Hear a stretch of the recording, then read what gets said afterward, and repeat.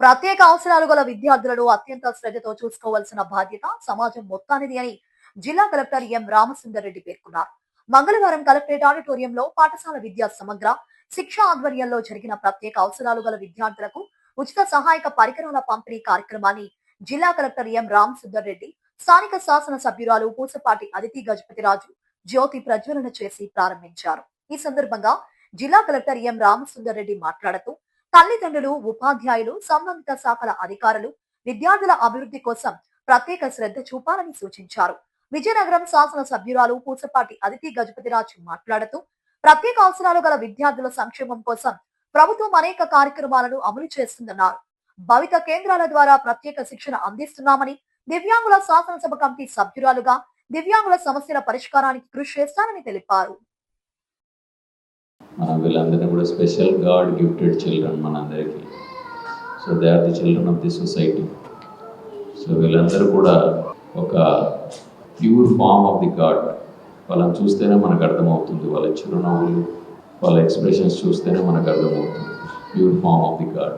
So ఇటువంటి దివ్యమైన పిల్లల్ని జాగ్రత్తగా చూసుకోవాల్సిన అవసరం ప్రతి ఒక్కరి మీద ఉంది. ఇట్స్ నాట్ ఓన్లీ వాళ్ళ పేరెంట్స్, వాళ్ళ తల్లిదండ్రులు ఒక్కరే కాదు, గవర్నమెంట్కి, సాటి సమాజానికి, అందరికి కూడా వీళ్ళని కేర్ తీసుకోవాల్సిన అవసరం ఉంది.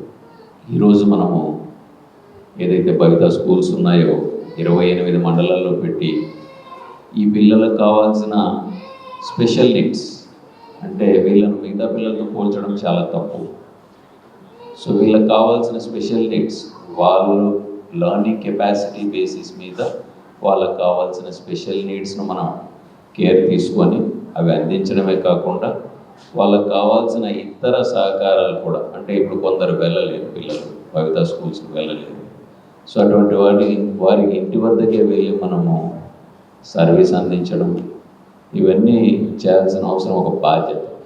ఇది మనకేదో వాళ్ళకేదో మేలు చేస్తున్నట్టు కాదు, ఇది మనందరికీ కూడా ఒక బాధ్యత.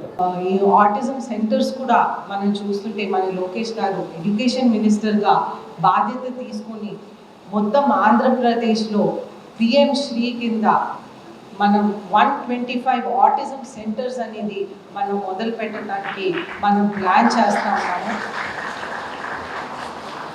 అయితే నేను ఆటిజం కమిటీలో ఉన్నాను. మనకి మంగళగిరిలో, అలాగే మన ముఖ్యమంత్రి వర్యులు నారా చంద్రబాబు నాయుడు గారి కాన్స్టిట్యున్సీ కుప్పంలోనే ఆల్రెడీ మనం మొదలు పెట్టాం. అయితే ఇది ప్రతి నియోజకవర్గం కూడా తీసుకువెళ్ళాలని ఎంతో ప్రయత్నాలు మన నారా లోకేష్ గారు ఒక ఎడ్యుకేషన్ మినిస్టర్గా బాధ్యతలు తీసుకున్నారు.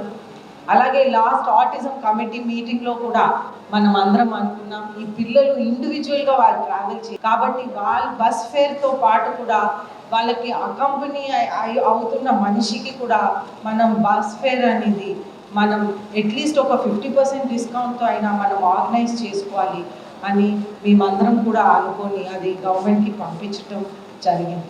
అలాగే మనం చూసుకుంటే ఎన్నో డిఫరెంట్ టైప్స్ ఆఫ్ డిసేబిలిటీస్ అనేవి ఉంటాయి. రకరకాల మెటీరియల్స్ అవసరం వాళ్ళకి హెల్ప్ చేయడానికి. ఈ డిసేబిలిటీస్ని వాళ్ళు అట్లీస్ట్ వాళ్ళ ఓన్ పని వాళ్ళు చేసే విధంగా వాళ్ళని ప్రయత్నం చేయాలనే ఉద్దేశంతో గవర్నమెంట్ వాళ్ళకి సైకిల్స్ అవనివ్వండి, వాళ్ళకి అవసరం ఉన్న ట్రైసైకిల్స్ అవనివ్వండి, సెన్సరీ మెటీరియల్ అవనివ్వండి.